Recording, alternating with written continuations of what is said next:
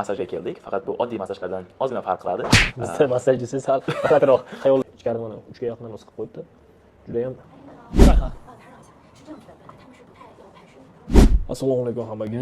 200 ming jamoasi bilan bugun qiziqarli mavzulardan birini ko'tarishga harakat qildik.